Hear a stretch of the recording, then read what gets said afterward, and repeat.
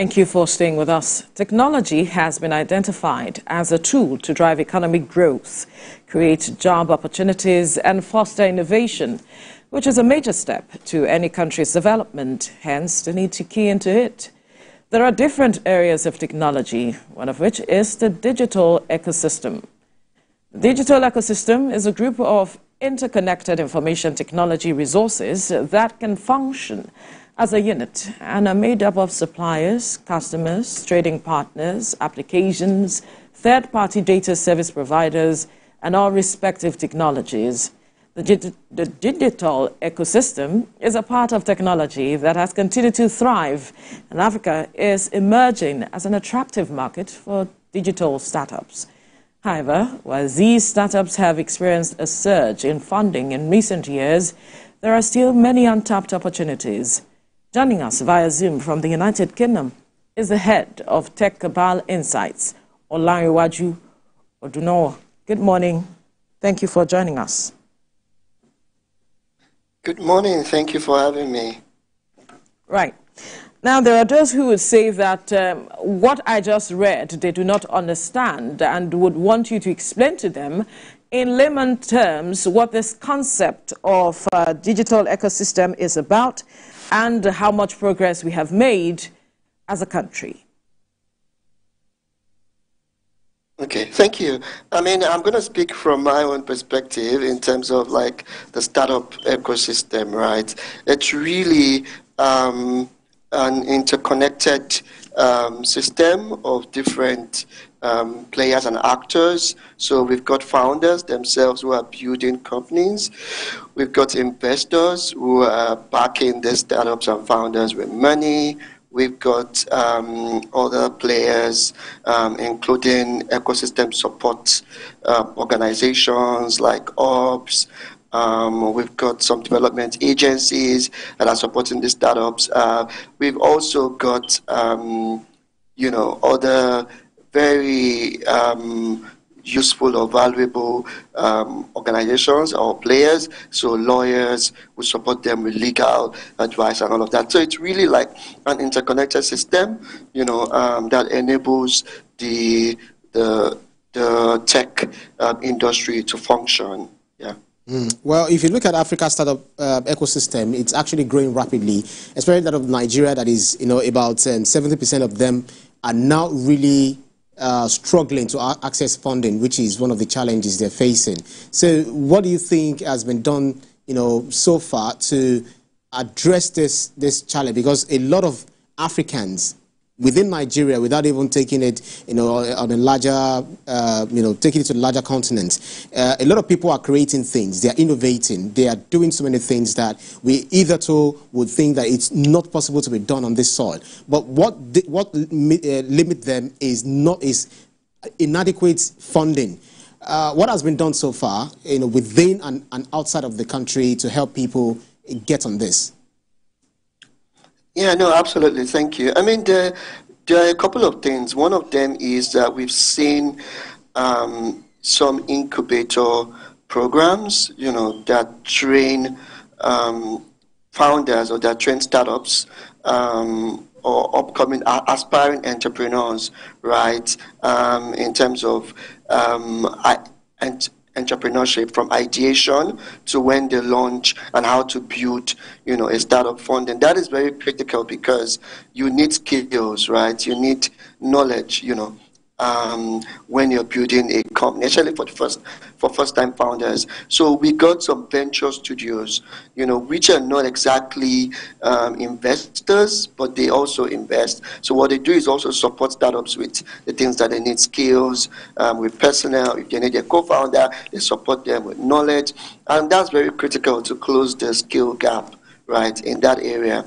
Another thing is really just straight up investors, funds. We've got a number of them launching very, very recently, actually this year, despite the very challenging funding environment. We had TLCom, they announced a fund. We got Brega, they also announced a fund, so what that means is that, there's money to be invested in startups that meet their criteria. And the last thing, which is very crucial, it's just knowledge, research, right? For an organization like ours, we provide research and data. We've also got a publication, Tech Cabal, which is our sister publication. They provide insights, and news and knowledge that guides decision makers within the market. So all of these things are very critical, to sort of grow the ecosystem and for those who are looking to build startups and need funding.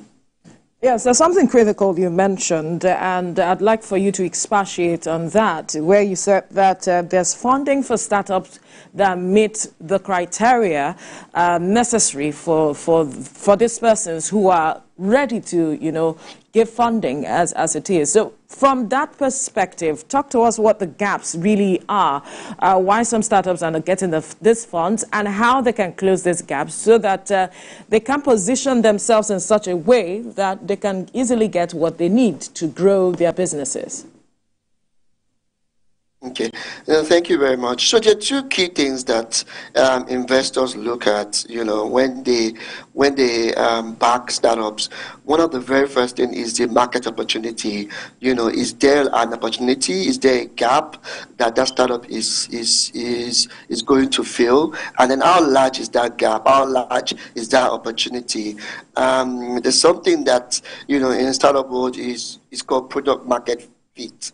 What that means is that the product you're creating, has willing customers that are willing to pay for that product. Not just an idea that there's nobody who is willing to pay you for it. So that's something very critical, for investors and specifically VC, venture capitalists. They look at that. The second thing is also the team.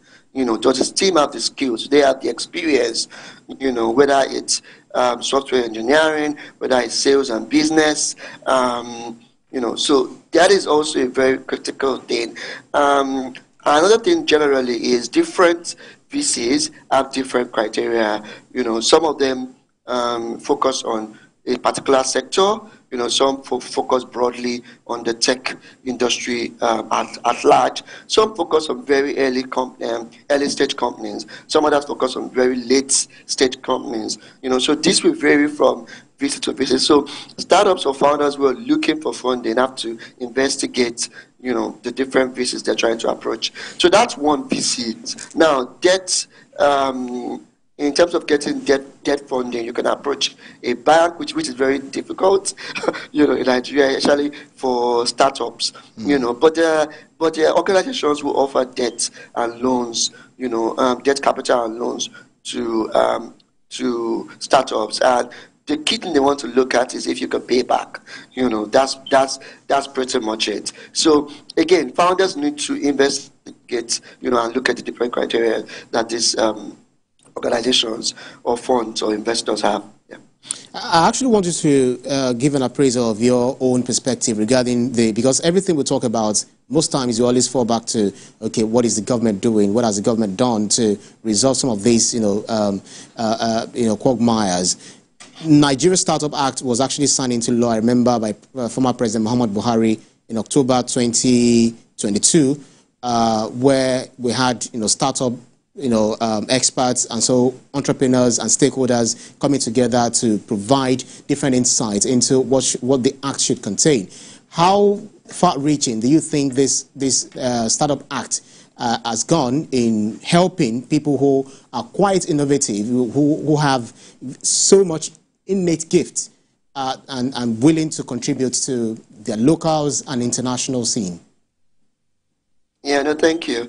So you're right, the Startup Act was signed into law. The challenge now is implementation. The act is not really be fully implemented. I understand that the current minister is working on it, and has a team that is working on implementation, but it hasn't been fully implemented, so we can't really speak to what the benefits of it has been so far. Yeah. Right, interesting. There are those who are saying that there's so much that African startups can still, benefit and grow more, even though we say that we are in the process, but more still needs to be done. and to position themselves at the end of the day, and that 2024, the outlook is looking good. For some persons, and for others, it's not like it. But from your perspective, what is the future? What are you seeing? And what then needs to be done much more for African startups to really position themselves? No, thank you. I think, but I know that I think investors are generally optimistic about the African tech industry and startup ecosystem, despite the challenges, the micro and macro economic challenges, right, that we've seen in the past few months. You know, the FX challenges, the cost of living crisis, because startups have products that people need to buy, right? And if purchasing power is low, and inflation is too high, then the amount of people that they can acquire as clients, significantly reduces, and businesses, as well. That's for B2B startups. They wouldn't be able to find a market. So investors are optimistic. That's why we're seeing more funds. I think, in Nigeria, for example, we've seen the government try to arrest, the FX challenges, and people are a bit optimistic that, that will help. But I think the key thing that will help generally the ecosystem is really this issue of corporate governance, which is something that we covered extensively in our latest State of Tech in Africa reports. Organization Tech About Insight covered that. And what that means is that we really need more founders and startups to be very transparent, right? To be very disciplined, with investment, with funding, to set up a corporate governance system that ensures that they are able to manage whatever funds, that they've been given, and spend it, in the right way, right? We've seen a number of cases. There was an organization, Black Copper, that set out to play in the lending space, but again, we've had a report of basically misappropriation of funds, with the founder spending the money on personal reasons, right? So we need more startups to really, set up a proper corporate governance system, have a board, report from time to time, the CEO should not be the CFO and finance manager at the same time, right? Set up proper structure in place to ensure that there's no mismanagement, there's no fraud, because every single example of misappropriation, is a bad signal, for investors who are looking into the ecosystem, and for those who have even invested, in your startup. That's right. So, yeah. Check what Nigerians are doing out there. They're doing a lot. We have Paystack, because they are some of the those bringing innovative solutions to the Nigerian local milieu. We have the Paystack. We have Flutterwave. I think we have GigPay, also made by Nigerian. Gray, Cardify. I'm not sure about Cardify. I think Bamboo and all of that. But you see the 0.5%, according to reports, 0.5% of Nigeria's workforce are actually, leaving the country. They're contributing to the brain drain that we're experiencing. How do you think the startup ecosystem can be scaled up to mitigate against this brain drain and attract or retain top talent and ensure competition among these different industries? I think I'll be lying if I said that the tech industry can solve that problem. Really? Completely. Yes. So I mean, it's the key thing is one is jobs, right? One is jobs. One is income. People want to earn and be able to fend for themselves, and have a quality. A quality life, right? And how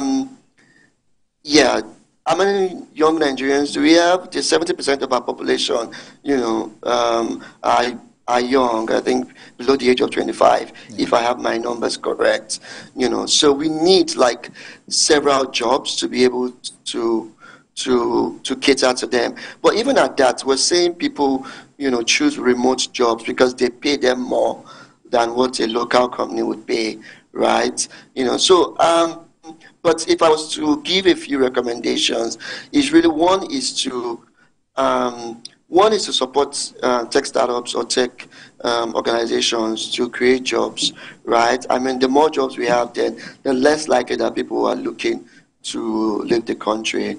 But again, there's infrastructural problems, which is why I said that is beyond just jobs. Like there's also infrastructure problems. People are leaving because they can't get 24/7 power supply. Healthcare is broken, right? We can't expect the tech industry to solve all of these problems that just at the basic level, infrastructure related, But some of the things that the tech industry is doing and can continue to do is to continue to provide skills and trainings to people so they can be gainfully employed or engaged. But also, the more we support tech startups and organizations, the more likely that we're going to see more jobs being created and people are earning.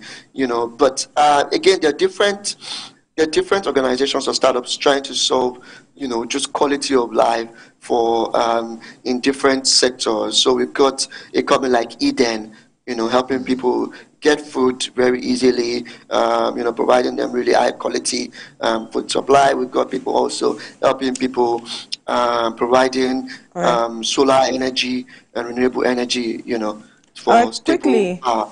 Yeah.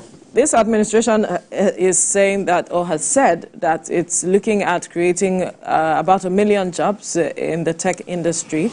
And you talked about support for startups and the tech industry. I'm wondering what you would want this government to do in terms of showing support for the industry moving forward. No, thank you. Absolutely. Yes, so I think the minister has rolled out a couple of initiatives which are commendable. But I think really there's more to be done in terms of just creating a friendly, enabling, regulatory environment. So just in terms of making regulatory announcements, without consulting players within the space is something that can throw startups or founders off balance, right? So that's something that's very, very critical. I think something else, is just anything that seems like hostility, towards founders, towards tech companies can send a very, very bad signal. So there was a case of Binance, which we covered in Q1 2024 report, and that left a bad taste in the mouth of people looking at the industry. Right. So it's critical that we provide a very, very enabling regulatory environment. All right. Olanrewaju Odunowo, Head, Tech Cabal Insights. Thank you so much for your time on the program. Thank you for having me. Right. Finally on the show,